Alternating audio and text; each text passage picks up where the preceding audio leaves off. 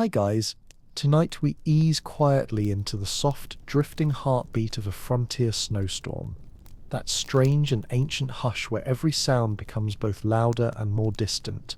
And as you stand outside a small log cabin with its crooked roofline sagging under the weight of fresh snow, you feel the wind tug at your coat and sprinkle powdered ice across your eyelashes, until the entire world around you seems to dissolve into white breath and swirling emptiness. And for a brief moment you understand with perfect clarity that you would not last long out here without shelter. Not in this brittle silence, not in this cold that feels older than memory. So before you step inside, go ahead and like the video only if you genuinely enjoy these quiet nighttime journeys, and let me know in the comments where you're listening from and what time it is for you right now, because I always love imagining these stories drifting through different rooms and different countries as we settle in together for the night. You push the heavy wooden door inward and it groans like a tired animal. And the moment you cross the threshold, the cabin swallows you in its dim, woody breath, the floorboards soft beneath your boots, the storm still raging outside, but now softened into a muted roar that wraps gently around the walls instead of cutting directly into your bones. And even though the air inside is not exactly warm, it is less cold, which by pioneer standards counted as progress, even hope. Your eyes take a few moments to adjust to the shadows, and then you see the hearth first, little more than a cradle of fading embers resting in a bowl of blackened stone, glowing faintly like the heartbeat of some exhausted creature. And when you kneel beside it, you smell the rich, earthy scent of charred wood, mixing with the crisp metallic breath of winter air that still seeps through the imperfect seams of the cabin walls.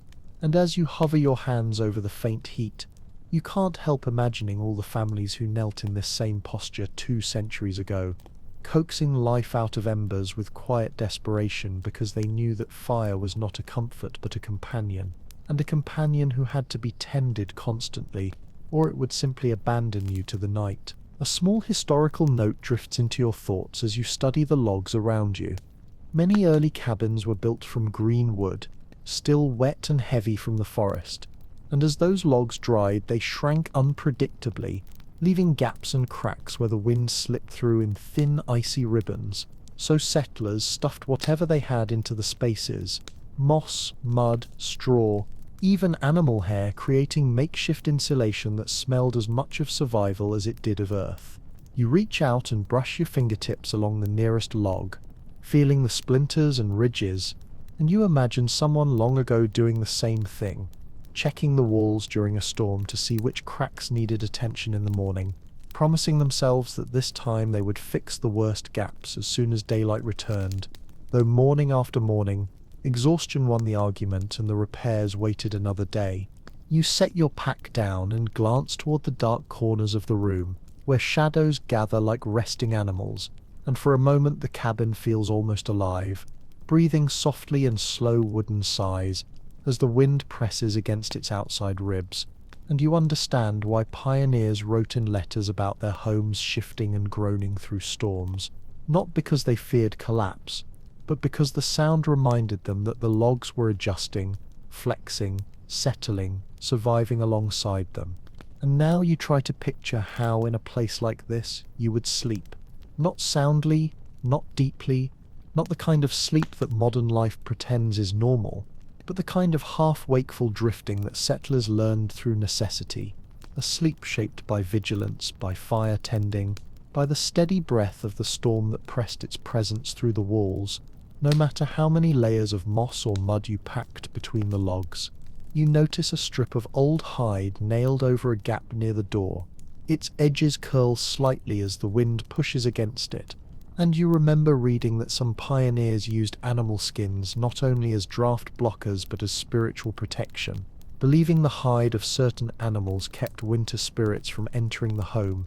And while you may not believe the superstition, you do believe in the practical warmth that the hide traps, because even now you feel the cold wind desperately sniffing for a way in.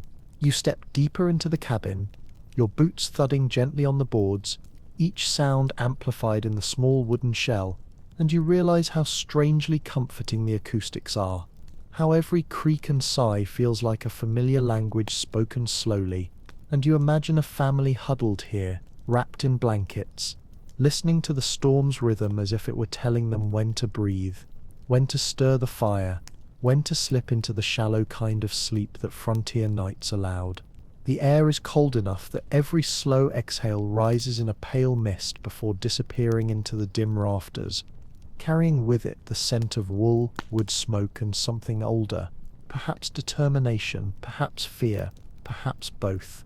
You walk toward the far corner where the bed frame sits, a rough, uneven platform covered with a mattress stuffed with dried grasses and feathers that pokes stubbornly through the fabric, and as you run your hand over it you understand immediately that comfort was not the point.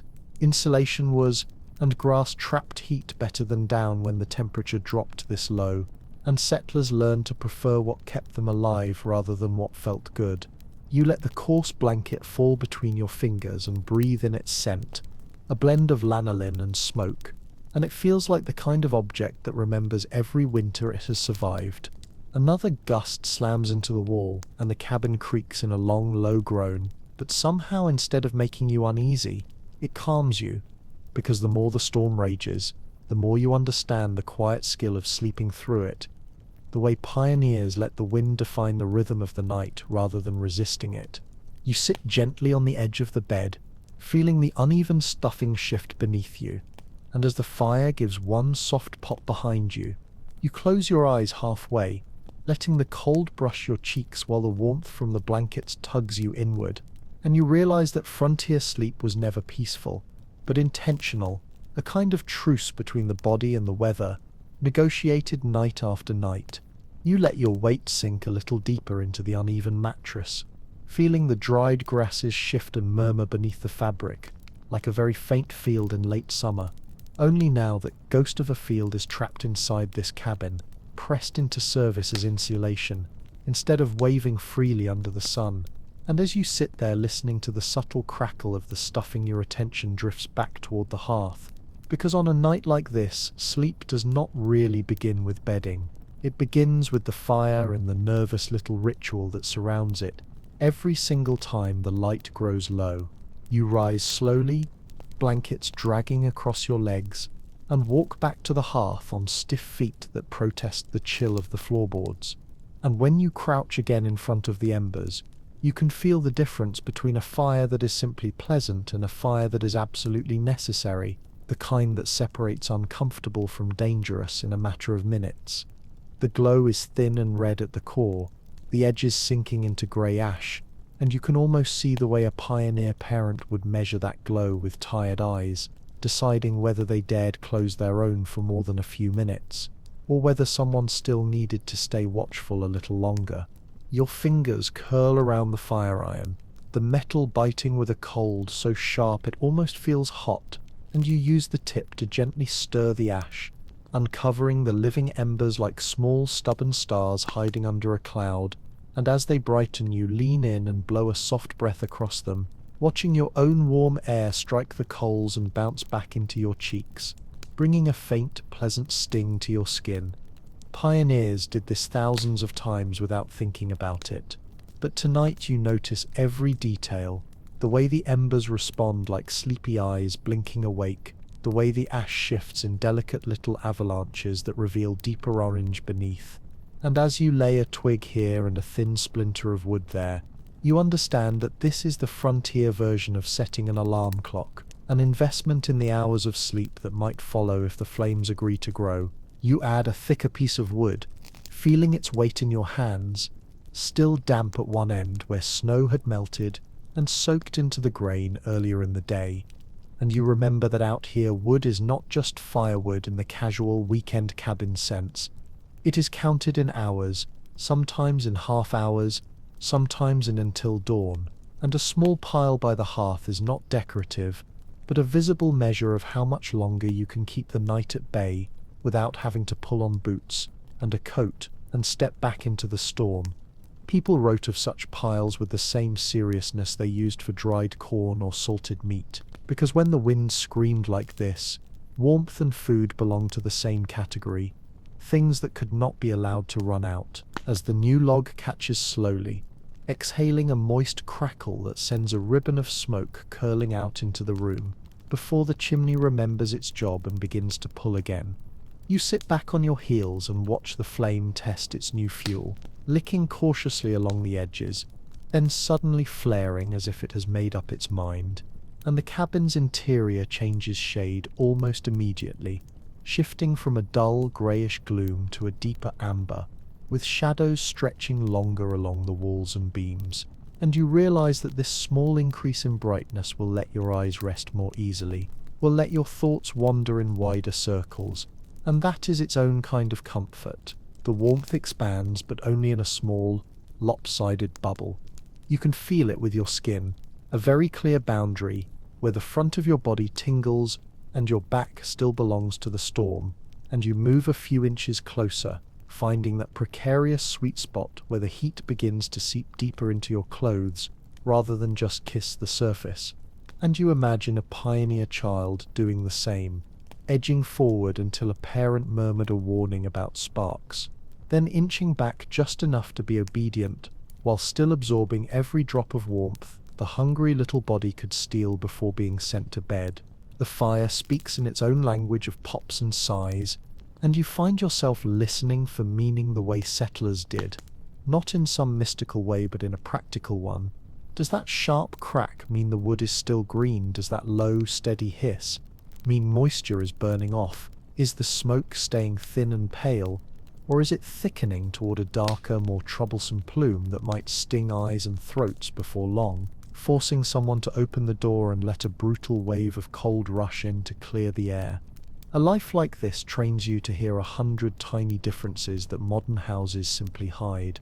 You stand at last, legs protesting the change in position, and carry one of the smaller logs from the corner stack to place it closer to the hearth, where the heat will drive out some of its damp before you need it later in the night. And as you lay it down, you notice how the stack itself is arranged, not haphazard but in a careful pattern, thicker, slower burning pieces at the bottom, lighter kindling on top, and a small gap left at the side where a hand in the dark can find fuel quickly, without sending the entire pile tumbling across the floor. This is not just storage, it is a map drawn in wood and habit, a way to make half-awake fire tending a little less risky when the cabin is dark and the wind is at its worst. You return to the bed but pause along the way as a stray draft brushes your ankles like a curious animal, slithering across the floor from some hidden gap between logs, and instinctively you follow it, bending down to press your palm near the base of the wall where the cold slides in. The chinking there is cracked, dried mud split like old pottery, with strands of moss clinging in the crevices, and you can almost see the last hands that pushed that mixture into place, maybe at the end of autumn when the air was already sharpening. But the first serious storm had not yet arrived, someone promising themselves they would come back with better material, more time, a stronger solution, and then never quite finding the spare daylight hours to do it. You reach for a tuft of dried grass from a small bundle propped near the wall, a quiet little frontier toolkit always waiting in the corner, and roll it between your fingers, feeling the fragile stiffness of each blade, and even though you know it is just grass, you also know that pushed into this crack, it will soften the draft, turn a knife's edge of cold into a slow, dull seepage that the blankets can handle. So you push it in, working with your thumb, packing it as far as you can, and when you withdraw your hand, the air is still cold, but less sharp, and your skin relaxes in a way that feels disproportionate to the tiny change. But in a one-room world where every degree matters, that's how victories come. Small, quiet, and very close to the floor. You move along the wall, feeling with your bare fingers, learning the cabin the way its original family once learned it, memorizing which seams always loosen first, which knots in the wood occasionally leak melted snow, which corner near the window will sting a sleeper's face if they roll too far toward it in the dark. And as you discover a narrow gap beneath the horn pane, where a thin line of air is sliding through with the stubbornness of something that has found its favorite path, you tear a strip from an old cloth and wedge it neatly into place, the fabric swelling as it catches the breeze. turning a narrow, needling draught into something almost harmless. Only after you have dealt with the worst of the cracks do you return to the bed, because on the frontier, going to sleep was less a moment and more a process, a sequence of small acts: stoke the embers, pre-warm the next log, plug the most offensive gaps, check the animals, lay out the next day's first bundle of kindling, each one shaving off a little bit of risk, a little bit of discomfort, until the body finally agreed to let go. You sit again on the edge of the mattress, feeling it accept your weight with a soft, gritty sound, and you pull the heavy blanket across your lap, its wool scratching gently against your skin, reminding you that warmth here is rarely gentle or luxurious. It is coarse and slightly itchy, and it smells like sheep and smoke and human effort, and somehow that makes it feel more honest, like it belongs in this night in a way that a modern comforter never could. You lay back carefully, letting your shoulders sink into the uneven stuffing while your legs explore the pocket of air beneath the blankets. The first sharp shock of cold making you pull your feet up instinctively, then slowly relax as your own body heat begins to seep into the space, turning the chilly darkness into something more like a small private climate that you are building, second by second, just by breathing and existing. The frontier version of central heating, powered not by pipes and vents but by lungs and hearts and the quiet persistence of shared bodies lying close together. Outside, the wind shifts, striking the cabin from a slightly different angle, and the whole structure answers in a new pattern of groans and creaks, roof timbers stretching, wall logs pressing harder against one another, and you find that your ears have already learned the meaning of these sounds, or at least the emotional weight of them. This one is a high, brief rattle that says snow is skittering across the roof. This one is a long, low moan that says a strong gust has leaned into the north wall. This faint patter is loose frost sliding past the horn window, and instead of disturbing you, the sounds begin to feel like a lullaby composed by winter and wood, a piece of music pioneers knew by heart, whether they wanted to or not. You turn your head toward the hearth once more, watching the flames climb and settle, and you know that frontier sleep will come to you the same way it came to them, not as a clean break between day and night, but as a slow drifting in and out, a series of shallow descents and gentle wakings tied to the needs of the fire, the protests of the roof, the soft complaints of the mattress straw, and somewhere between all of those you will find the kind of rest that is enough, not perfect, but enough to carry you and this little cabin through one more storm. You shift slightly beneath the heavy blanket, letting your shoulders settle deeper into the uneven mattress as the fire's faint glow brushes the wall in trembling gold, and for a long moment you simply breathe, slow and easy, feeling your warmth collect beneath the covers like a quiet animal curling into your ribs. And you understand instinctively that frontier sleep was not a single descent, but a series of gentle glides, each one interrupted by the cabin itself asking for a little care, a little attention, a little tending to its fragile balance with the storm outside. And yet before that drifting begins, something else tugs at your awareness, an unmistakable, low, steady sound that you didn't notice earlier, a soft rhythmic exhale coming from behind the partition near the back of the cabin, warm and patient, almost soothing in the way it blends with the fire's crackle. You turn your head in its direction and remember one of the most practical truths of frontier life. Pioneers did not sleep alone, not in the way we imagine today. Warmth came from many sources, and some of those sources had hooves and thick coats and breath that fogged gently in the cold. You rise slowly, the blanket falling across your lap in a heavy fold, and pad quietly across the floor toward the small stall built directly into the cabin's rear corner. The air shifts as you approach, warmer, slightly more humid, tinged with the earthy scent of straw and animal musk. And when you rest your hand on the wooden partition, you feel a faint vibration on the other side, the slow, deep rhythm of a creature half asleep.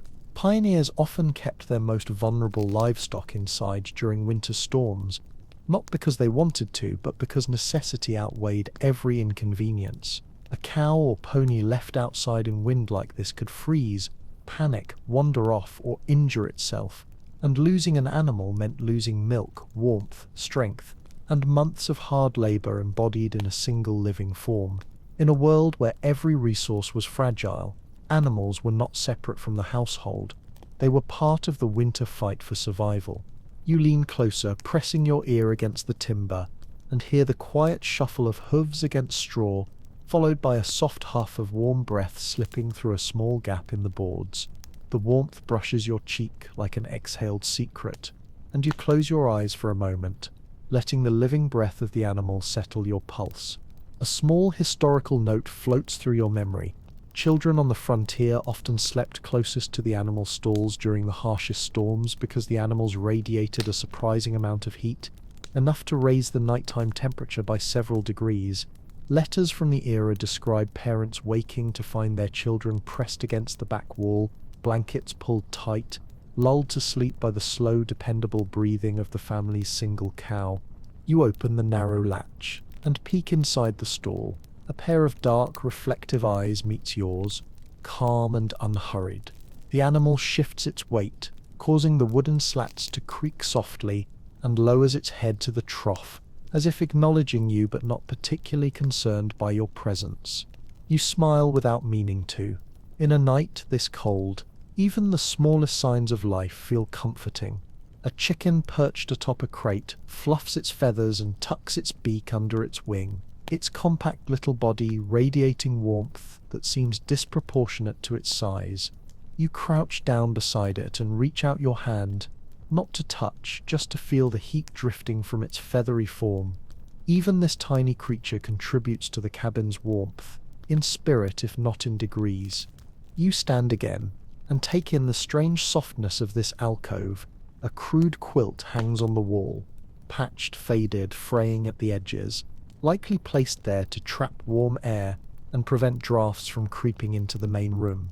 The floor is thick with straw, some of it new, some old and flattened, and as you shift your weight you hear the satisfying crunch that echoes faintly under your boots. Every sensation in this corner tells you the same story. Warmth always came from many directions at once. Firelight, blankets, shared bodies, animals. Even the layout of the cabin itself was designed with this layering of heat in mind, bundling life together against the storm, like threads woven into the same survival cloth. Another gust outside rakes along the cabin wall, shaking loose a hiss of snow that drifts down past the window frame. The animal in the stall snorts softly, shifting its weight again, and the entire cabin seems to breathe in response. Wood expanding, straw shuffling, the fire flickering with a brief, startled brightness. None of it feels frightening. It feels alive. You close the latch gently and step backward into the main room, carrying with you a warmth that isn't physical so much as instinctual, the warmth of knowing you are not the only living thing weathering this long night. Behind you, the animal settles again, its breathing returning to a slow, steady rhythm, and even though you're several feet away now, you feel strangely comforted knowing that Heartbeat is sharing the darkness with you. As you return to the hearth, the contrast is striking. The air cooler, the shadows longer, the fire glowing in a shallow amber pool. But something about the space feels more complete now. The cabin is no longer just wood and wind and fire. It is a small ecosystem bound together by necessity, each part supporting the others in quiet, almost invisible ways. You lower yourself onto the stool near the fire and wrap the blanket around your shoulders again. Your hands stretch toward the flames, and you feel the warmth seep into your palms, but the warmth in your chest now comes just as much from the memory of those soft, steady breaths behind the partition. You close your eyes and listen. The wind snarls, the fire whispers, the animal exhales. The cabin answers with a long, tired sigh. And in that layered soundscape you finally understand what pioneers meant when they described winter nights as crowded with life, even when only a few souls shared the room. You sit for a long moment near the hearth, feeling the warmth fold gently over your hands while the rest of the cabin lingers in chilled shadow, and then you rise again, drawn by a quiet, persistent curiosity that every frontier sleeper learned eventually. What exactly do you keep on when the night turns this cold? And what do you take off? because sleeping in a cabin during a snowstorm was never as simple as crawling under blankets. It was a calculation, a negotiation, and sometimes even an argument between comfort and survival. You walk slowly toward the bed and run your fingers along the garments you laid near it earlier: coarse wool shirts, linen underlayers, buckskin trousers made shiny at the knees, thick socks with the heels darned several times. Each piece carries the faint scent of smoke and winter air, a reminder that pioneers didn't have sleep clothes so much as sleep decisions, choices shaped by cold, fear, fatigue, and habit. You pick up the wool shirt again. It is stiff with chill, but heavy enough to promise warmth. Once your body heats it, you hold it against your chest and imagine a father doing this same motion 200 years ago, deciding whether the night demanded full layers or if the blankets might be enough. Frontier accounts differ wildly. Some settlers insisted that sleeping fully dressed trapped too much cold air between layers, while others swore that removing clothing was reckless, nearly inviting the cold to take hold of your bones. You let the shirt fall back onto the bed and lift your collar slightly, letting the cold cabin air brush the skin beneath. The sensation is sharp, like a reminder, and you suddenly understand why the debate was so persistent. Every choice has a consequence here. You shift your attention to your boots resting near the hearth. The leather is darkened and cracked from years of use, and when you pick one up, the faint warmth from the fire still clings to its sole. Some pioneers slept with their boots beside them, so they'd be warm enough to slip on quickly at dawn. Others kept them on through the night, believing that frozen boots in the morning could mean frostbite before chores even began.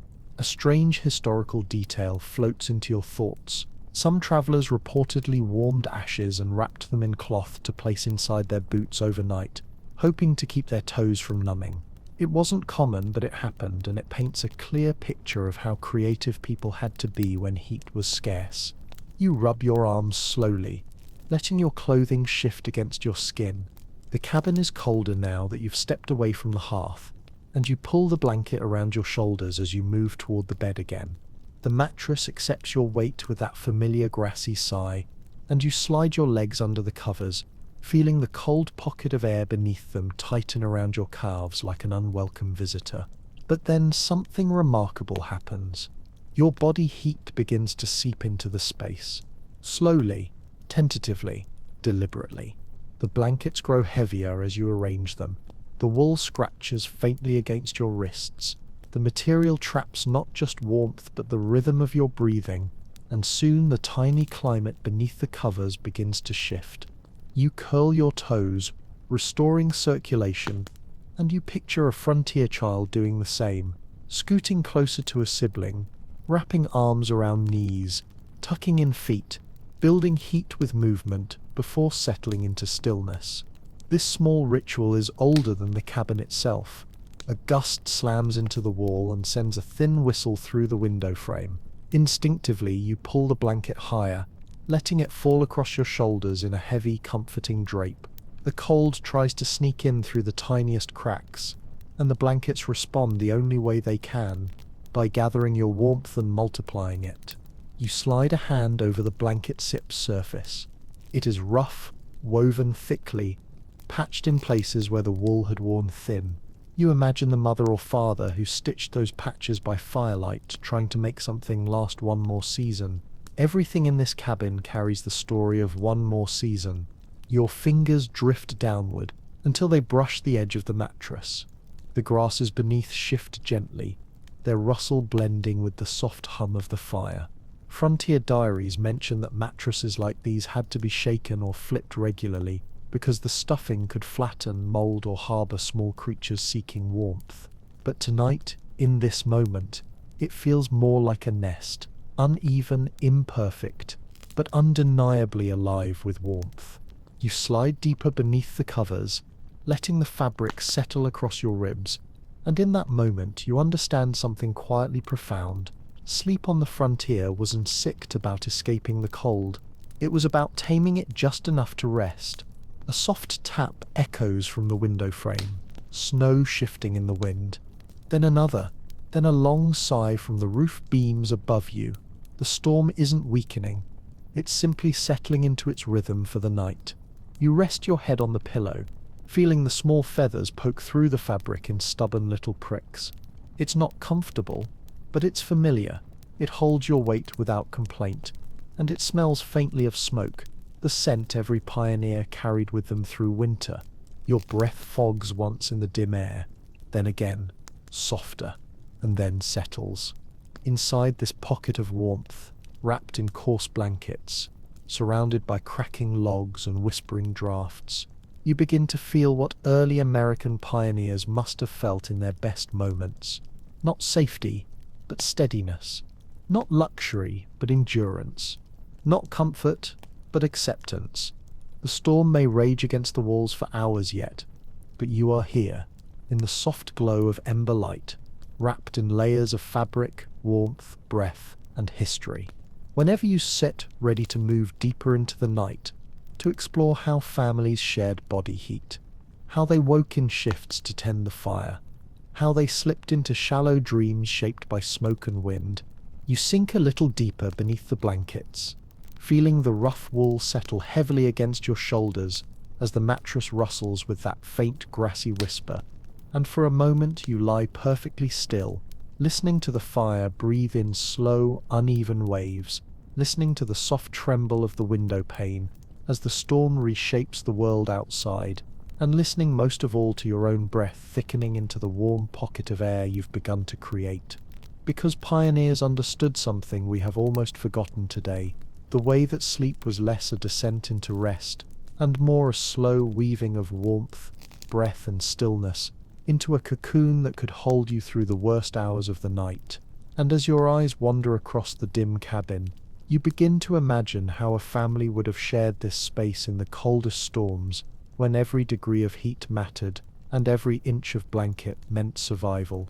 You roll slightly to one side, the mattress shifting with a soft crackle, and in doing so you begin to picture the choreography of bodies arranged across a bed like this. Children nestled closest to the fire because their small frames lost heat too quickly, parents flanking them like living barriers, older siblings tucked against the outer edges where cold drafts slipped in through imperfect chinking. And you imagine how each person's body heat fed into the next, how a sleeping family essentially became one large furnace with a dozen subtle points of warmth, shoulders pressed to shoulders, legs overlapping, a shared rhythm of breathing that rose into the blankets as a steady, humid pulse, which pioneers depended on as much as they depended on their dwindling woodpile or their patched quilts, because without shared warmth the fire itself might not have been enough.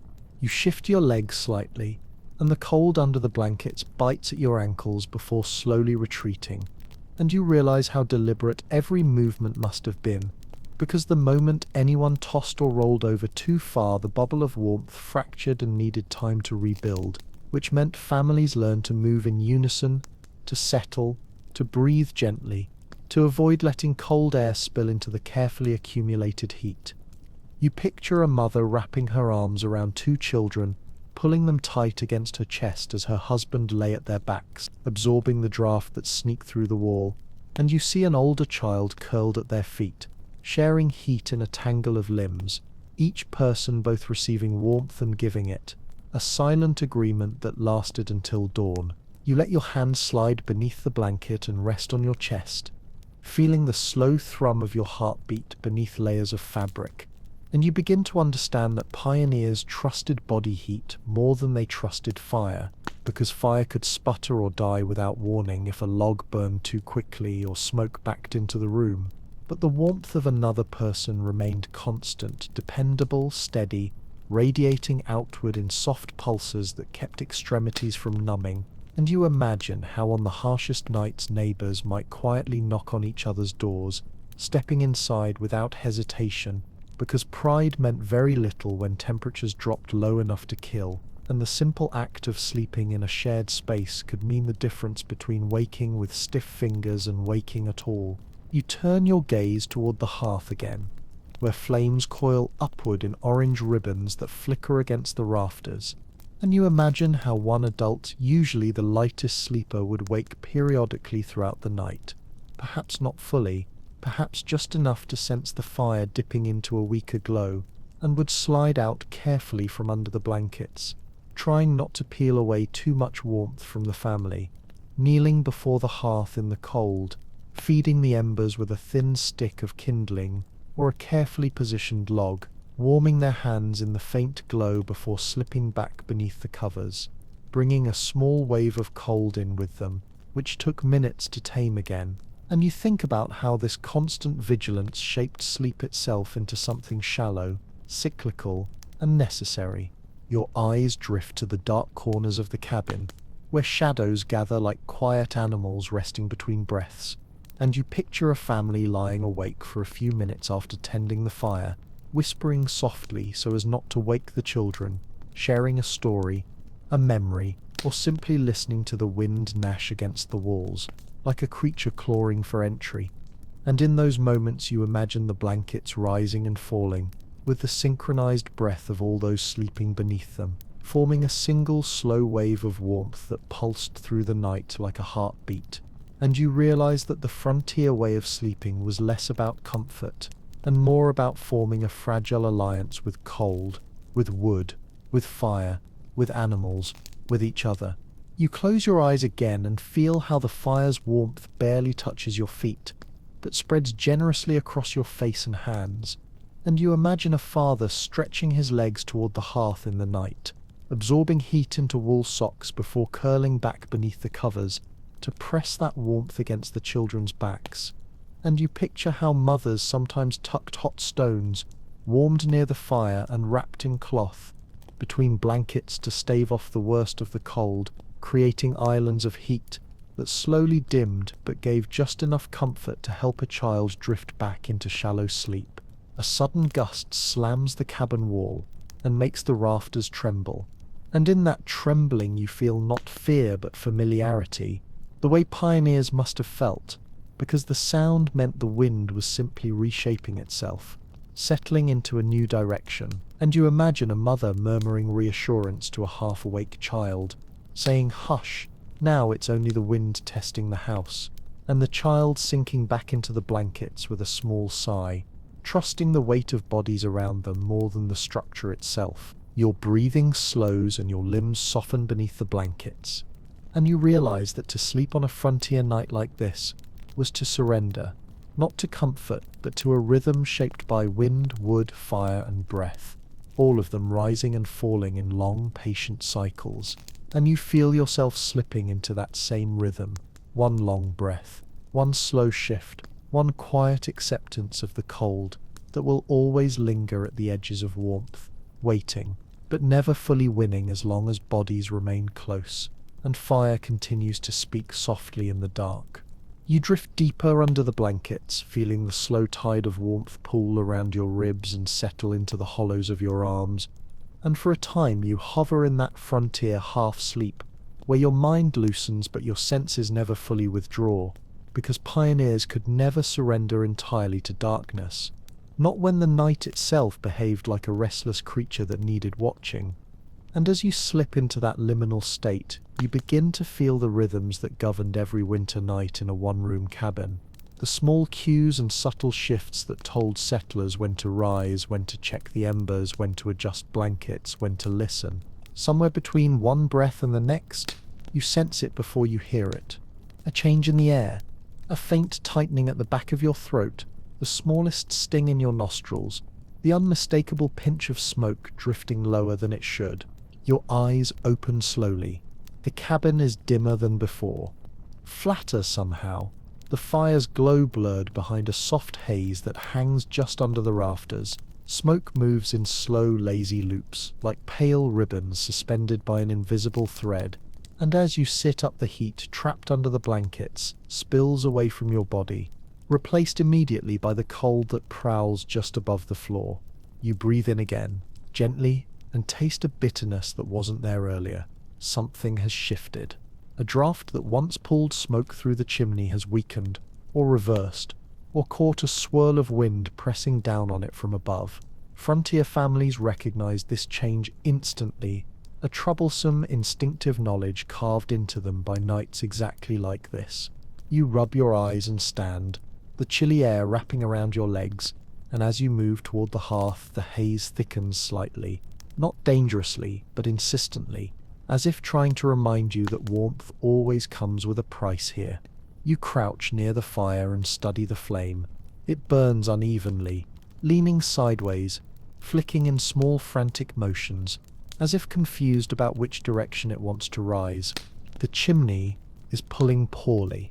A small gust outside rattles the cabin wall, and the smoke in the room responds by swirling in a slow spiral that looks almost deliberate. Frontier parents would have recognized that pattern too. Some even believed spiraling smoke foretold dreams, strange ones, vivid ones, unsettling ones, dreams shaped by the air itself pressing against the mind. You lift your hand and wave it lightly through the haze, watching the smoke scatter in thread-like wisps before rejoining the pool gathering near the rafters. You take another cautious breath, noticing the slight dryness forming along your throat, and you understand why pioneers were constantly adjusting airflow, balancing storms against smoke, making tiny calculations that determined whether a night remained merely uncomfortable or became suffocating. You rise and move toward the door, your feet cold against the creaking boards. When you crack the latch just slightly, a narrow blade of icy air slices into the room and rushes upward, hungry for the warm smoke hovering above. The movement is immediate. The haze trembles, then lifts, drawn toward the faint draft. You close the door again and watch the smoke reorganize itself. Better. Not perfect, but better. A strange thought flickers through your mind, something you once read about families deliberately creating small ventilation gaps, low in a wall or near the hearth to guide smoke upward, tiny holes placed just so, not too large to invite a draft, but not too small to starve the fire. You crouch and feel along the base of the wall until your fingers find one of these seams, a narrow slit where air creeps inward like a shy animal. The cold entering there is sharp, but it helps the fire breathe, and you widen it a touch with your thumb. Instantly the fire responds with a steadier flame.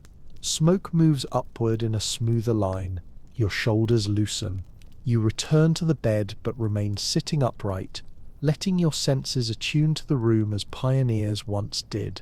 The haze softens. The fire settles. The draft at your ankles still whispers across the floor, but now it carries purpose instead of threat. And then you hear another sound. A shift behind the animal partition. A short, muffled stamp. Then a slow exhale. Even livestock reacted to smoke, and their movements often warned families before humans fully awakened to the danger. You picture a frontier father sitting up just like you are now, listening for breath patterns in both his children and his animals. Knowing that the cabin was a single ecosystem, every living creature linked to the same air. You take a slow breath through your nose. The sharpness has faded, replaced by a warm, woody scent tinged with the minerals of burning sap, but a subtle heaviness still lingers along the ceiling beams. You lie down again, this time on your side, one arm tucked beneath the blanket, the other resting near your face where the cold air slides over your fingertips. The sound of the fire softens into a comforting murmur, and the mattress shifts beneath you with the same faint whisper of dried grasses. Your eyes half close as the room settles into a gentler balance. The storm outside moans through the cracks, but now it feels rhythmic, almost hypnotic. The fire hums low and steady. The animals breathe with long, patient cadence. The smoke dances lightly in the rafters, no longer a threat but a presence, the same way it must have hovered over countless frontier families, sometimes welcome, sometimes intrusive, always shaping the night. You breathe deeply, letting the warm air beneath the blankets rise around your face, and with each long inhale you feel yourself drifting back into that frontier rhythm, the rhythm of waking to tend the fire, checking the drafts, adjusting blankets, ensuring that every living thing inside this small wooden world continues through the night. And as your pulse calms and your eyelids grow heavier, the cabin around you begins to cradle you in its imperfect warmth again, whispering with the same ancient voice that carried generations through storms just like this one. A voice saying, "You stir safe enough for now. Rest. Just rest. You ease yourself deeper beneath the blankets. Again, the warm pocket of air slowly rebuilding against your chest as your body heat gathers itself in soft, patient waves, and for a moment you feel the strange drifting sensation that frontier sleepers knew well, that delicate boundary between alertness and surrender, in which the mind loosens but the body remains half ready, tuned to sounds the way a cabin is tuned to wind. And as your eyelids lower, you become aware of something subtle and almost ancient happening within you. The way the storm outside, the fire inside, and the faint haze of smoke above begin to shape the quality of your thoughts, guiding them into the kind of dreams that were common in nights like this. You inhale the smoky air, warm beneath the blankets, cold near your nose, and that contrast slides into your imagination, as if it were a story. Frontier dreams were rarely gentle. They were shaped by the weather itself. You curl onto your side, the mattress grasses whispering as they shift beneath you, and you begin to understand why settlers often wrote that winter dreams felt thicker, as though smoke pressed into them, as though the mind drifted in slow spirals the way a fire dances inside a drafty chimney. The faint crackle of the hearth becomes part of your breathing rhythm. The whistle from the window merges into your pulse, and little by little your thoughts slip into shapes you didn't consciously form, shapes carried by the storm. You imagine a pioneer child sleeping here, their dreams bending around the sounds of the night, the wind turning into a giant's breath, or a distant animal wandering through the white darkness, or the cabin itself groaning like a living creature with wooden ribs shifting to keep out the cold. Families spoke often of storm dreams, visions of snow walking like a person, of a fire that refused to die, of lost travelers knocking at the door, of wolves crying in the distance, then appearing at the foot of the bed as gentle spirits. No one knew how much of this came from superstition, and how much from smoke, exhaustion, and the eerie acoustics of log cabins. You feel yourself sliding into that same altered space now, where the boundary between sound and thought blurs. The wind's long howl becomes a voice calling from far away. The fire's soft pop becomes a footstep in the corner. The settling of the cabin beams becomes a slow sigh from the earth itself. You breathe slowly, letting these shifting impressions pass through you, and you realize how pioneer sleep was not a clean separation from waking life. It was a continuation, a blending, a negotiation. Even in dreams, winter remained present. Even inside the mind, snow found its way in. Your breath fogs once beneath the blanket, and drifts upward, touching your cheek with gentle warmth before escaping into the smoky air above. That tiny drift of heat becomes a thread of comfort, and your muscles loosen. You imagine how a mother lying beside her children might have listened to the same sounds, half dreaming, half guarding, drifting into soft visions shaped by the crackle of wood and the gentle murmuring breaths of her family. She might dream of food cooking, of fields thawing, of the spring river opening its ice, of birds returning. The mind seeks warmth even when the body cannot find much of it. You stretch your toes slightly, feeling the numbness fade, and as your foot brushes against the coarseness of the blanket, you sense another layer of insight. The pioneers didn't dream in complete images the way we do now, in rooms insulated from weather. Their dreams folded themselves around the environment. The cold, the fire, the presence of animals, the smell of smoke. The outside world was never fully outside. You let that idea settle over you like a second blanket. The storm groans. The cabin replies. Your breath steadies. And then, slowly, sleep begins to feel less like entering another world and more like sinking deeper into this one, as if the logs, the grasses, the wool, the smoke and the snow are all participating in the shaping of your thoughts. You imagine drifting in and out of visions, a glowing ember floating like a firefly in the dark, snowflakes falling inside the cabin like silent feathers, the animal in the partition leaning close to the wall, as if whispering warmth into the room. Outside, a powerful gust booms against the door, and your eyes flutter open for a moment. The shadows shift. The smoke above you trembles. You breathe in, breathe out, and your heart slows again because the pattern is familiar now. The storm tries to enter, the cabin resists, and you are held between them in a fragile but steady equilibrium. You close your eyes once more and let the rhythm of the night guide you deeper. You have not reached dawn yet. This is still the long, dreaming middle of the frontier night, and something in the air tells you that it will change again before morning. You drift deeper for a while, floating in that hazy space where the fire's distant crackle blends into your heartbeat, and the storm's long moan folds itself into the rhythm of your breathing. And for a few suspended moments your body feels weightless beneath the blankets, almost detached from the cold, as though the cabin itself is holding you gently in its smoky wooden hands. But then suddenly, a small shift in the air snaps you upward through layers of half-sleep, not violently, but with the quiet urgency of a signal your mind understands before your eyes even open. It sits colder. Not dramatically, not frighteningly, but unmistakably colder in the way that frontier sleepers learn to sense instantly. Because temperature was not just comfort here. It was warning, it was information, it was the language of the night speaking through wood and breath and fabric.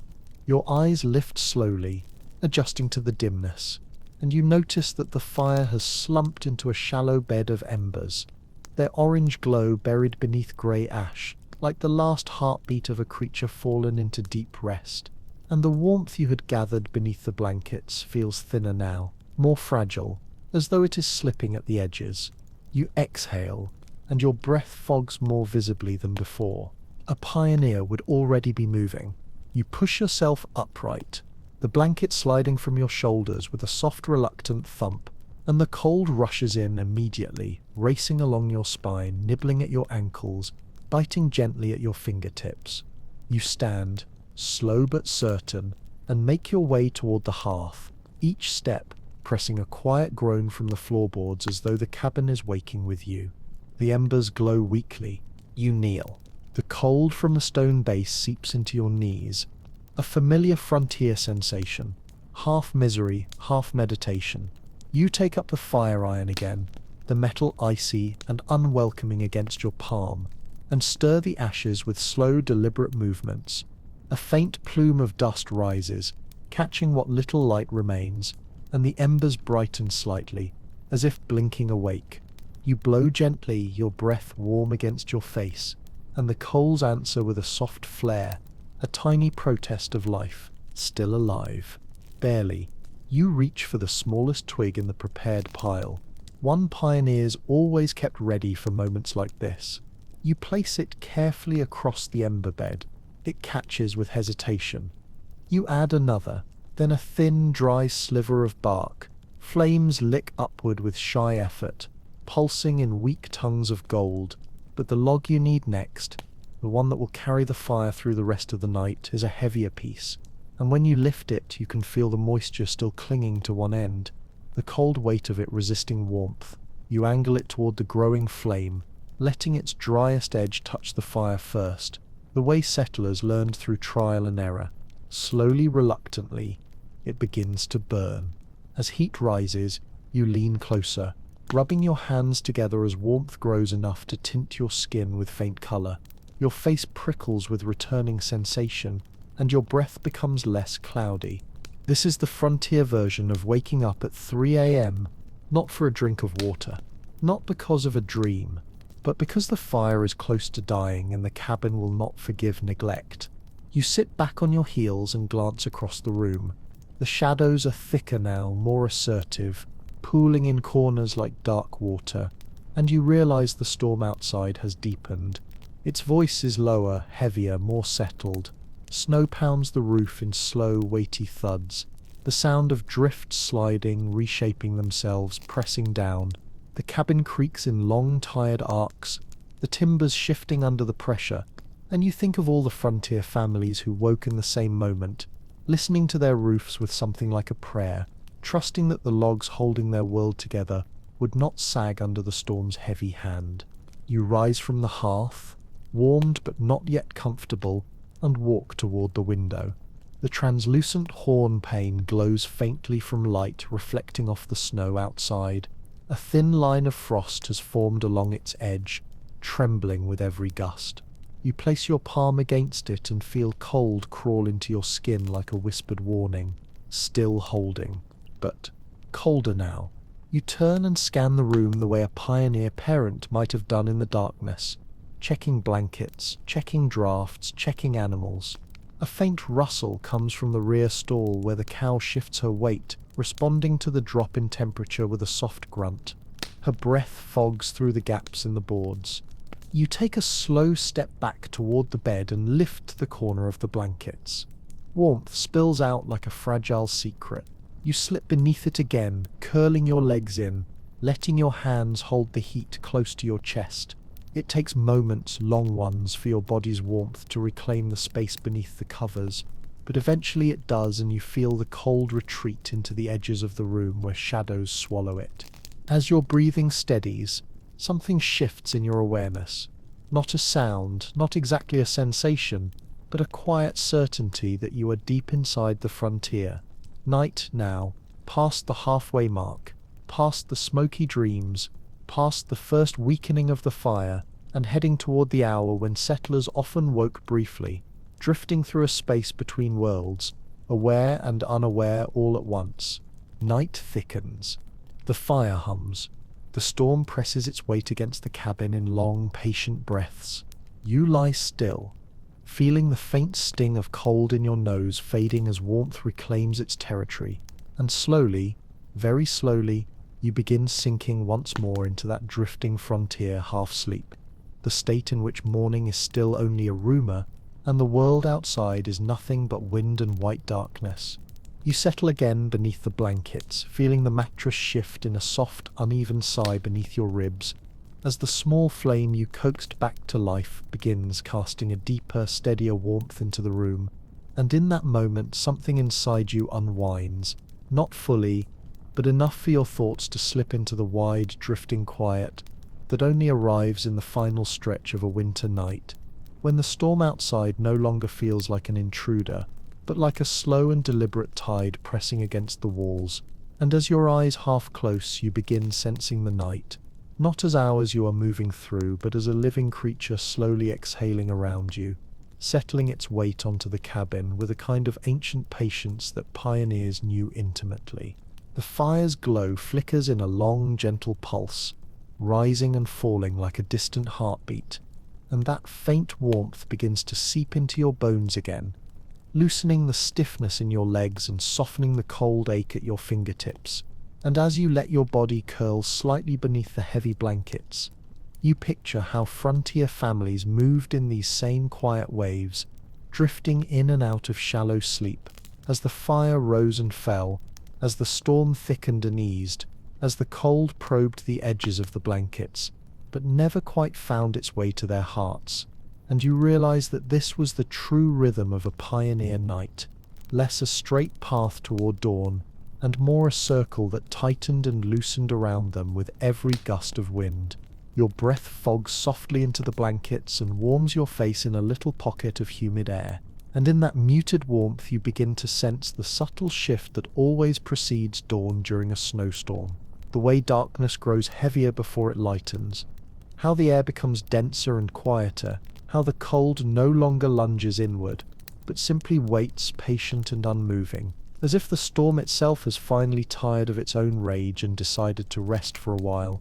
And this stillness, this suspended quiet, begins to settle over you like a second blanket. The cabin responds to this change as though it can feel the sky turning above it. The wooden beams creak not with strain now, but with a slow, relieved exhale, the kind a tired body makes when settling deeper into its own weight. And the animals in the rear stall shift less often, their breathing deepening into slow, steady waves that brush against the boards like warm mist rising from a river. Even the fire seems to sense the approaching light, its flames no longer frantic but tall and unhurried, casting long amber strokes across the floorboards. You lie perfectly still and listen to these subtle changes, noticing how the sounds of the night begin stretching apart, leaving wider and wider spaces of quiet between them, so that each creak, each sigh, Each faint whistle of wind feels like a small moment floating alone in the air, rather than part of a constant barrage. And into those spaces your mind begins to drift in long, soft thoughts that carry no urgency, only the gentle certainty that the hardest part of the night is nearly behind you.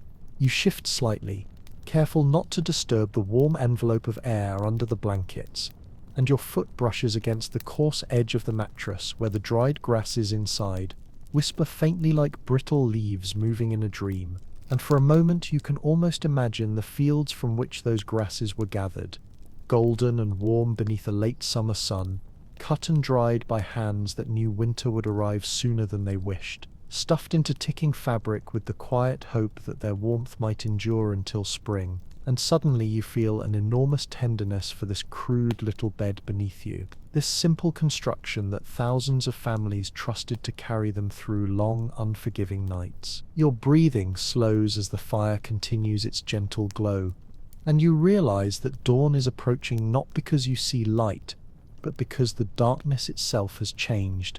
It no longer feels infinite, no longer feels heavy and consuming, but instead feels thin around the edges, as if the storm is beginning to fray at the seams and pale strands of morning are already pulling softly from beneath it, even though your eyes cannot yet see them.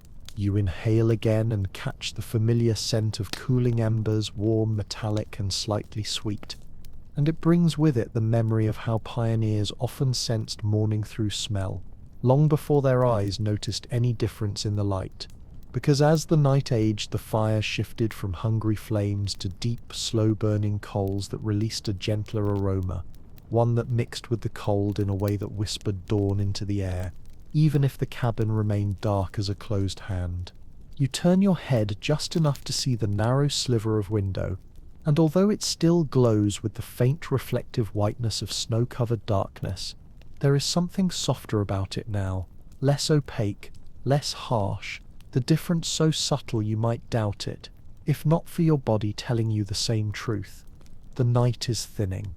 You stretch your fingers beneath the blanket and feel warmth gather at your knuckles, then drift upward toward your wrists, and it occurs to you that this, too, is how settlers felt the arrival of morning, not through sight, but through the slow return of circulation, the body loosening in recognition that it had survived another storm-soaked night without freezing, and as your muscles soften you feel yourself sinking into that rare frontier sensation, the faintest beginning of safety. The storm outside growls once more, a long, low roll that vibrates through the logs, but even that sound feels changed now, less like a threat and more like a farewell, the last heavy sigh of something immense withdrawing its grip from the land. And as the cabin absorbs that final surge of pressure you can feel your eyelids flutter slightly. Heavier now, but with a softness that wasn't there earlier, the softness of a mind preparing to greet daylight with relief rather than fear. You close your eyes again, letting the warmth of the blankets and the cooling smoke of the fire mingle around you, and you can almost hear the horizon beginning to breathe, slow and steady, preparing to lift the first faint thread of light over the snowy world that has held this cabin captive through the night. You lie completely still beneath the blankets, your body curled into the last warm pocket of night, and though your eyes remain closed, you begin to sense, with a frontier instinct that feels older than language, that the world beyond the cabin walls is changing in a way the fire did not cause, because the air feels different now, less dense, less compressed, less cold in that bone-deep way that belongs only to the middle of the night, and slowly you realize that dawn is beginning to gather itself somewhere beyond the storm, not yet visible, not yet bright, but present in the subtle easing of darkness that settles across your skin like the loosening of a tight grip. You breathe in and notice that your exhale fogs less. The blanket no longer catches so much of your warm breath, and this tiny shift signals something unmistakable to anyone who has slept through a winter storm in a log cabin. The cold has stopped advancing, the night has stopped deepening, and even though the storm still presses lightly against the walls, its strength is draining away, becoming more like a tired whisper than a relentless force, the way a river slows after pushing hard against its banks all night. You open your eyes halfway, and the cabin looks almost the same as before, dim and smoky with the faint glow of cooling embers. But when you focus on the horn window, you notice that its faint grey shimmer has softened into a pale, diffuse silver, the earliest hint of morning reflected across snow, so thick that it mirrors the sky before the sky has fully decided to wake. And this subtle silvering of the world feels like an old secret, something frontier sleepers learned to trust long before clocks existed. The fire behind you gives a long, quiet contraction, a sound almost like a sigh, the wood shrinking as it cools, and you hear a single soft pop from the heart of the ember bed, a sound pioneers often recognized as the beginning of the fire's final stage before morning tending. The warmth reaching your back is thinner now, but gentler, like heat filtered through memory rather than flame. And as you lift your head slightly, the cabin air brushes your cheeks with a coldness that no longer bites but simply exists, as though the storm knows it has lost both urgency and authority.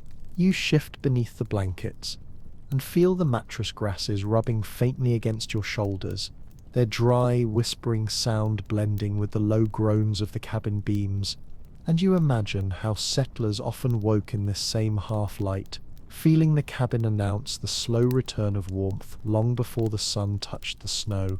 Logs creaked differently when morning approached, expanding just enough to change the pitch of their size, creating a quiet wooden language pioneers understood intuitively, a language of survival carved into daily routine.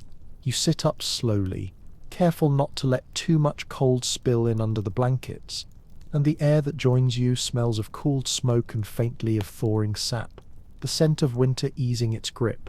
You rub your eyes and breathe deeply, noticing how the cold slips into your lungs without the sharp sting it held earlier in the night. Instead of invading, it simply coexists, crisp but no longer hostile, as though the edges of the storm have softened into something tired and harmless. The animals in the rear stall stir next, as they often did just before dawn. You hear the cow shift her weight, her hooves pressing softly into straw that rustles like dry grass in a warm wind, and she exhales a long, slow breath that seems to announce with quiet certainty that the night has passed its most dangerous point. Even the chicken on the crate gives a subtle flutter of feathers, a sleepy adjustment that pioneers often took as one of the first sure signs that morning and safety was approaching. You rise from the bed with deliberate slowness, the blanket sliding away from your body in a thick, reluctant wave, and as your feet touch the floor, the cold greets you without aggression, a neutral temperature that simply reminds you of where you are. Your breath fogs faintly, but only for an instant before dissolving into the thinning dark. You cross the room in soft steps, feeling the floorboards shift under your weight, each one warming slightly beneath the fire's faint heat and your own movement. You crouch beside the hearth, pushing gently at the embers with the iron, and though they glow only dimly, they feel different now, not fighting for life, not struggling against the night, but resting, waiting patiently for the first new log of the day. A thin ribbon of smoke rises from them, barely visible, curling upward, as if testing the air, and when it reaches the rafters it disperses more quickly than earlier in the night, carried by a slight upward lift that hints at warmer air beginning to stir somewhere outside. You touch the outer stones of the hearth and feel a mild, lingering warmth, the kind that always signaled to pioneers that they had made it through. The fire had survived, the cabin had held, and the storm had lost its will before they lost theirs. You glance again at the window. The silver has grown brighter, stretched wider, softened into a diffuse glow that outlines the snowy world beyond, without revealing it fully, and the line between inside and outside feels somehow less sharp, as if the first breath of morning is already pressing its palms against the wall.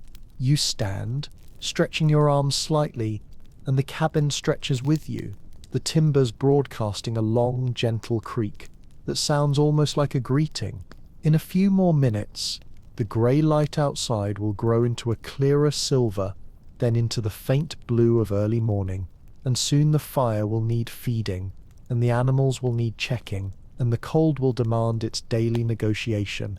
But for now, for these few rare breaths, The cabin feels suspended between night and day, between danger and reassurance, between stillness and the quiet promise of movement.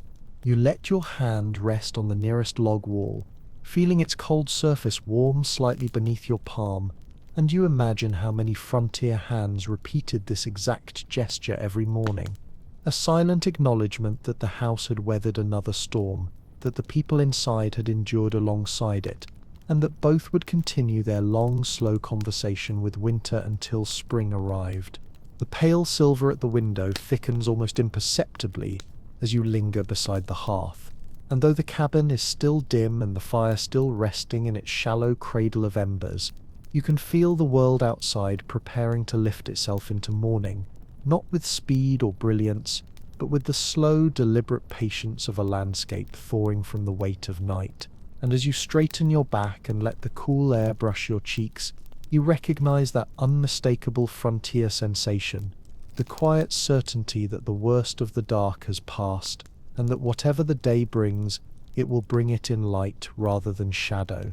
You kneel one last time beside the hearth, leaning close enough to feel the mild warmth that pulses irregularly from the half-sleeping coals, and as you stir them gently, the embers blink with renewed life, glowing deeper and warmer in the thick grey light now filtering through the horn window.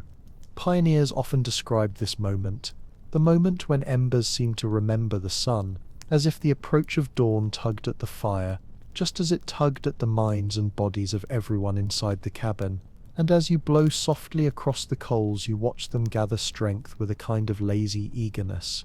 You add a thin stick of kindling, then another, watching each one darken, curl, and catch in small tentative flames that rise shyly at first before linking themselves into a cohesive thread of fire, and you hold your hands close to the growing heat, letting it chase the night from your fingers.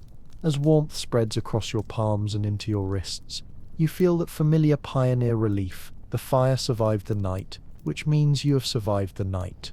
You step back from the hearth, and the silver glow at the window now leans into the room, softening the corners, illuminating the rough lines of the floorboards, revealing the textured grain of the logs where frost once clung. The shadows shrink, not dramatically, but with a steady, quiet retreat, the way a fearful animal backs away from something stronger but not threatening. And as the cabin brightens by degrees, you sense the beginning of the day in more than just sight.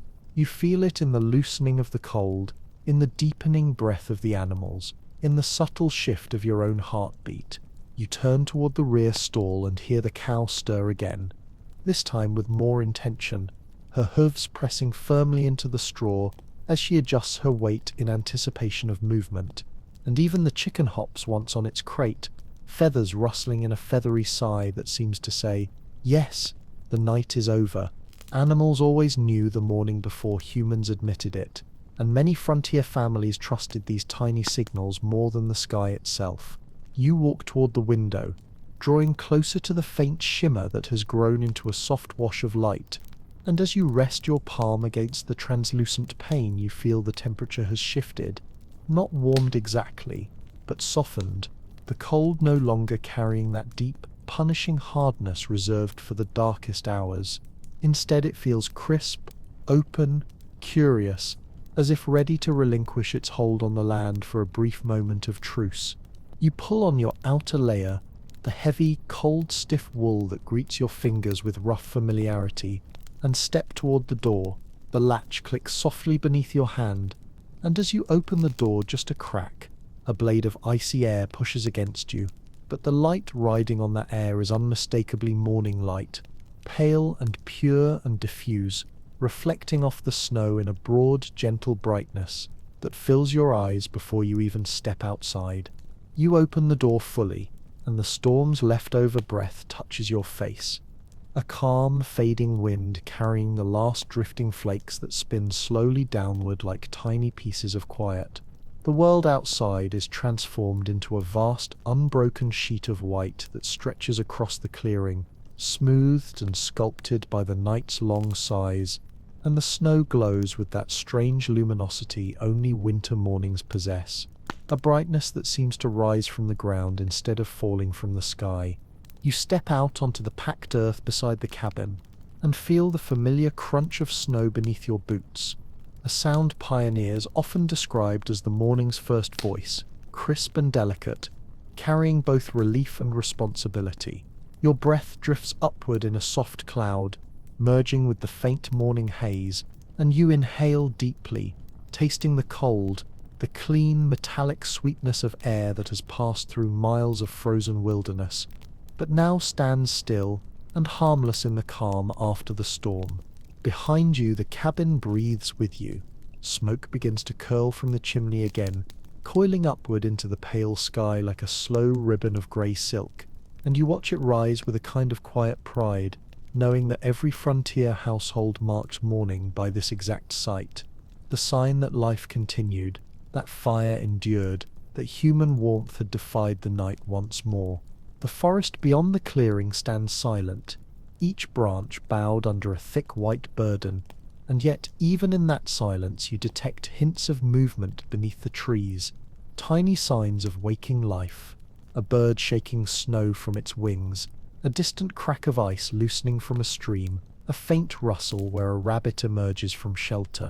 You turn back toward the cabin and step inside again, carrying the crisp morning air with you, and for a moment you simply stand there, letting the mingling scents of fresh cold and warm smoke fill the room, a combination pioneers often associated with survival, a fragrance that said, "The storm is behind you, a new day has begun."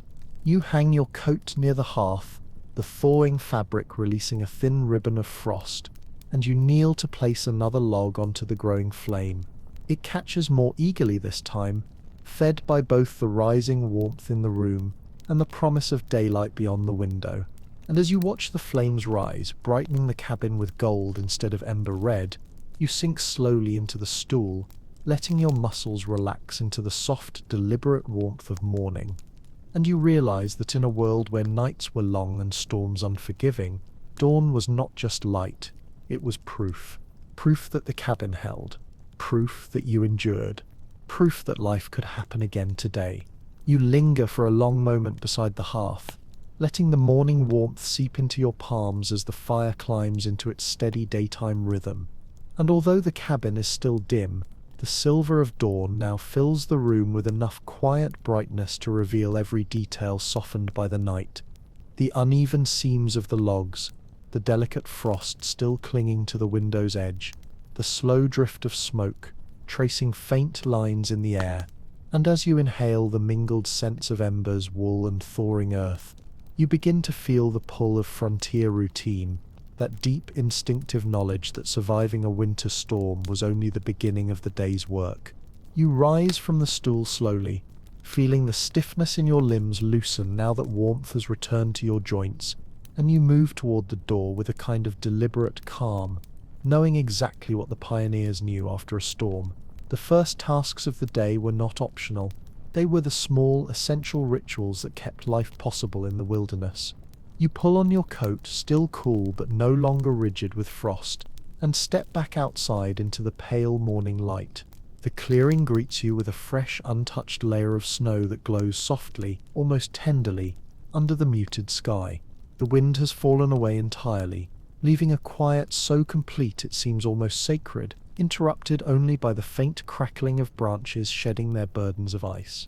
Your boots sink a little into the soft crust as you make your way around the side of the cabin, and as your breath turns into drifting clouds, you feel the cold nip at your cheeks without malice, as if reminding you that the storm's fury has passed. You reach the lean-to or small shed where the firewood is stored, a structure made of rough boards and leftover logs, its roof bowed slightly under the weight of snow. As you brush off the loose flakes and lift the latch, you are greeted by the familiar scent of dried bark and split cedar, a fragrance far richer and more comforting than you realized the night before. Pioneers called this moment counting the hours because each armful of wood was not just fuel, it was time measured in warmth and survival. You stack several logs in your arms, feeling their cold weight bite through your gloves, and carry them back to the cabin where the fire eagerly awaits. When you place the logs beside the hearth, the warmth of the flames grazes your fingers and sends a pleasant tingling across your skin. You kneel and place one onto the fire, watching it take slowly at first before catching fully, the bark flaring bright orange before settling into a confident, steady burn. Back outside again, you move toward the small trough or wooden bucket sitting half buried in snow near the stall entrance. The animals will need water, but in winter there is rarely any to be found except the snow itself. You scoop handfuls of clean, fresh snow into the bucket, packing it lightly, knowing it will melt near the hearth later. Some frontier families used iron kettles over the fire for this purpose, letting snow and ice melt into drinkable water before giving it to their livestock. Others warmed it just enough to keep the animals from consuming it too quickly and lowering their core temperature. You carry the bucket inside the stall area where the cow shifts and exhales a warm mist into the cold air. Her breath carries the earthy scent of hay and winter coat, and when you place the bucket beside her, she nudges it gently with her nose, patient and trusting, knowing the routine by heart. You reach out and brush your fingers across her flank. Her body radiates warmth, a soft, steady heat that contrasts sharply with the cold world outside the stall. Even the chicken stirs more fully now, shaking off sleep with a brief flutter before settling again, its feathers puffed in a small ball of determined warmth. Once the animals are tended, you turn your attention to the cabin itself, the structure that sheltered you through the long hours of the storm. You walk the perimeter slowly, pressing your hand against the logs, checking the seams for fresh drafts, scanning the snow piled against the foundation for signs of water seeping through. The storm may have weakened the chinking in places, pushing cold air into tiny gaps you couldn't see in the dark. Frontier families inspected their cabins after every storm with the same instinctive care you now feel, because a single crack left unpatched could undo a night's worth of warmth in minutes. You notice a small gap near one of the lower logs where the snow has settled in a thin, uneven line. Kneeling, you scoop a mixture of dried grass and a little mud from a stored bundle under the eaves. The materials pioneers always kept ready for such repairs, and press it into the seam with your thumb, feeling the mixture stiffen immediately in the cold air. The motion is slow, steady, familiar. You smooth the new patch until it forms a snug barrier against the morning chill. The cabin seems to exhale behind you, its walls tightening, settling, accepting the repair as though grateful for the attention. You stand, brushing snow from your gloves, and lift your gaze toward the forest's edge. The trees stand silent and bowed, their branches coated in thick white drapery that glitters faintly in the early light. Birds have not yet begun their morning calls. Only the occasional rustle or faint thump of snow falling from a branch gives the world any sound at all. You breathe deeply, letting the crisp air expand your lungs, and feel a strange mix of solitude and connection, a sensation the pioneers knew well. The world is vast, indifferent, and overwhelmingly quiet, yet you belong to this moment completely. Back inside the cabin, warmth blooms slowly from the hearth, reaching into the corners where the night's chill still lingers. You place the bucket of snow near the fire, listening as the first drops of meltwater begin to tick softly against the wood. The cabin smells of thawing wool, warm wood, and the faint sweetness of smoke that has settled into every fibre of the room. You peel off your gloves and warm your hands once more in the glow of the flames, feeling the familiar, steady rhythm of morning return to your body, an internal settling, a readiness to continue the day. You know there will be more chores, shaking the snow from the roof to prevent collapse, clearing a path to the woodshed, checking the traps, gathering more tinder, but none of these thoughts bring heaviness. Instead, they bring a calm, quiet purpose, the way routine becomes an anchor after a night of uncertainty. You sit for a moment on the edge of the bed, letting the warmth build around you as the fire brightens, and you realize that in the rhythm of frontier life, mornings were never hurried. They unfolded like this, slowly and deliberately, with gratitude woven into every motion. Surviving the night was never taken for granted, and beginning the day always felt like a gift earned through patience, endurance, and a little luck. You sit quietly on the edge of the bed for a few breaths longer, letting the warmth creeping across the cabin wrap itself around your shoulders like a slow-spreading sunrise. and as the fire brightens with the fresh log you added, the room takes on the soft amber glow that always marked the true beginning of a frontier morning, not a dramatic burst of daylight, but a gradual thawing of darkness, a gentle agreement between fire and dawn that the day may now begin. You draw in a long breath, letting the mingled scents of melting snow, warm wood, and faint smoke settle comfortably in your chest, and then you rise with the same deliberate calm every pioneer learned through necessity. Your stomach rumbles softly, a reminder that before any tools are lifted or any chores fully begin, you need to eat, because warmth in winter does not survive on fire alone. You walk toward the small wooden table where the remains of last night's provisions sit beneath a cloth, the air around them still carrying the mild, earthy aroma of broth and bread. You lift the cloth and find what you expected, a bit of coarse bread left from the night before, a few dried apple slices curled like pale ribbons, and the pot that once held a simple stew, its surface now a thin layer of cooling fat that glints softly in the dawn's light. You take the pot to the hearth, stirring the contents gently as the fire reheats them. The leftover stew awakens with a faint bubbling sigh, releasing a warm, savory scent filled with the richness of root vegetables and the lingering smoke from yesterday's fire. Pioneers often ate the same meal morning and night during winter, relying on simple, nutritious foods that could be reheated quickly without wasting fuel. You dip a wooden spoon into the thickening mixture and take a slow sip. Warmth blooms in your chest instantly, traveling outward through your ribs, down your arms, into your fingers, an internal heat as essential as the fire burning at your side. You tear off a piece of the coarse bread, its crust still firm even in the softened morning, and dip it into the warm broth. The bread absorbs the liquid quickly, becoming tender and rich with flavor, and as you chew, the gritty texture reminds you of the hand-ground grain and long hours of labor that went into something so simple. Food on the frontier was not glamorous, but it was honest. Every bite was earned by yesterday's effort and needed for today's. You take a dried apple slice from the bowl, placing it on your tongue and letting it soften as the faint sweetness spreads across your mouth.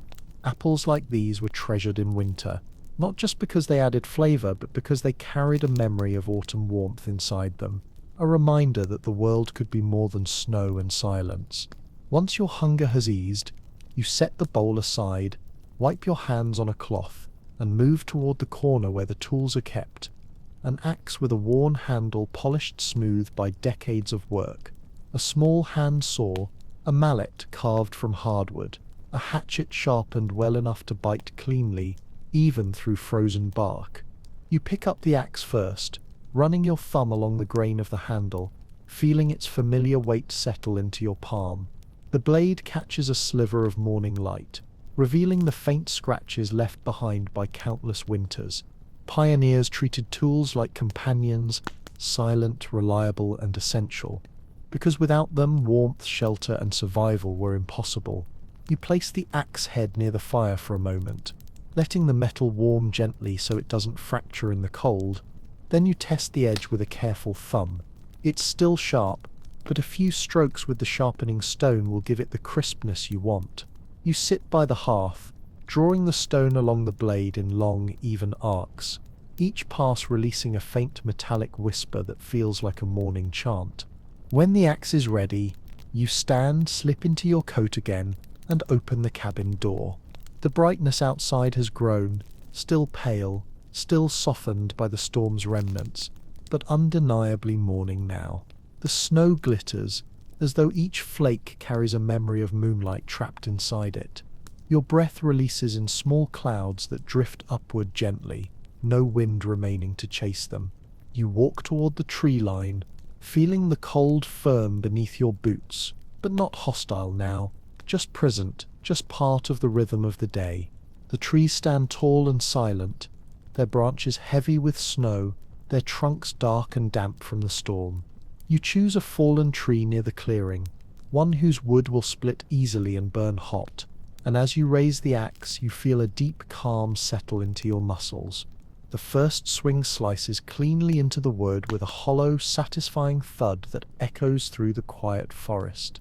You pull back, swing again, and the log cracks along its grain, releasing a puff of frozen dust that glitters briefly in the air. You split several more rounds, stacking them into a neat pile that grows steadily at your side. Each piece of wood becomes another hour of warmth for the cabin, another small assurance that tonight will be survivable, no matter how the wind changes. When your arms grow warm from the work, you pause and wipe frost from your brow, breathing deeply as the forest absorbs the sound of your efforts. The quiet that returns is soft, peaceful, ancient. Working in snow always felt like this. A blend of effort and stillness, of physical heat and surrounding cold. You gather the freshly split wood into your arms and head back toward the cabin, the weight grounding you with each step. Smoke from the chimney spirals upward, now in a steady, confident line, carrying the smell of thawed air and burning oak. Inside, the fire greets you with a bright crackle, spreading a golden warmth throughout the room. You place the new wood beside the hearth, knowing this pile represents not just fuel but the entire structure of your day. Warmth now, warmth later, warmth through the next night if needed. You stand there for a moment, letting the heat touch your frozen cheeks, feeling the familiar ache of muscles waking fully with the morning. The routine is not glamorous, not easy, not quick, but it is grounding, purposeful, essential, and deeply human. You stand for a moment near the hearth, letting the warmth trace slow currents across your chilled cheeks as the morning deepens into a pale, steady light, and with the wood stacked, the animals tended, the water melting by the fire, and the tools laid neatly against the wall, you begin to sense the gentle shift from morning labor into the quieter rhythm of the frontier afternoon, a time not defined by clocks but by the soft lengthening of shadows and the comfort of knowing the essentials are secured for now. You step outside again, the air crisp but calmer than ever, and the snow, once hostile, once a sign of the storm's grip, now stretches across the land like a vast white sheet, smoothing every rough edge into a serene stillness. The cabin stands small but resilient in its center, its roof steaming faintly as sunlight warms the last thin crusts of frost. You walk along the perimeter of the cabin, brushing more snow from the foundation stones and tightening a loose board, hearing the sharp little knocks of your knuckles echo through the cold air like tiny hammers tapping reassurance into the wood. By midday, the forest has begun its quiet thaw. Snowdrops fall from high branches in soft thumps, melting into the pale hum of the day, and a few birds, brave or hungry, flutter from tree to tree, sending little showers of powder drifting behind them. You check the traps along the tree line, brushing aside snow that has gathered overnight. Sometimes there is food waiting, sometimes not. But today the traps stand empty, and the silence offers its own kind of answer. No complaint, no disappointment, simply another reminder that frontier living was a negotiation, patient and slow. You gather a few fallen limbs from beneath the pines, snapping the thinnest into kindling, stacking the thicker ones over your shoulder, and with each chore completed your mind settles further into the quiet satisfaction that pioneers knew well, the kind of peace earned through steady hands, steady breath, and steady acceptance that life unfolds in small steps, never rushed, never wasted. As afternoon stretches into its long golden sigh, you return to the cabin and stand at the doorway, letting the warm air brush past you as though welcoming you home again. Inside, the fire glows with a deeper color now, richer and steadier, its heat woven into every seam of the room. The snow melt in the bucket has turned to cool, clear water. The animals rest in soft rustling comfort. The bedding, fluffed earlier in the day, feels warmer and more inviting now that sunlight has passed through the cabin walls. You sit once more on the stool by the fire, holding a piece of bread in your hand, and you watch the flames in their slow, rippling dance, no longer desperate for survival, no longer battling the night, simply existing, bright and calm and content. You feel your muscles loosen, your breath deepen, your shoulders sink into a kind of tiredness that isn't heavy but peaceful, the tiredness of a day completed honestly and quietly. Outside, twilight begins to settle in pale lilac streaks over the snow. And as the light dims, you realize something subtle but important. The storm that once towered over this world now belongs to memory only. Its roar has faded into the hush of evening, its strength into the stillness of a land renewed. You rise, add another log to the fire, pull the blankets onto the bed, and settle into the slow rhythm of night returning. Not with fear, not with urgency, but with the quiet understanding that you have done everything you can to prepare, that the cabin will hold, that the fire will endure, that warmth, once earned, always finds its way back. You lie down on the mattress, the grasses shifting beneath you like soft whispers of the fields they came from, and pull the woolen blankets up to your chin. The fire casts low, gentle patterns along the walls, and the animals breathe steadily in their little corner, their warmth drifting faintly into the room like a second, softer fire. Your eyes grow heavy. The silence outside feels deeper now, a silence shaped not by fear but by calm, a winter night finally at rest.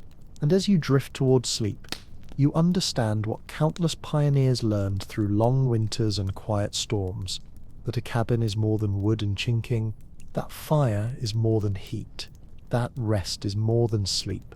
It is the quiet reward of a day lived with purpose, a night embraced with trust, and a storm survived with steady hands and an open heart. The flames flicker one last time, whispering their warm farewell.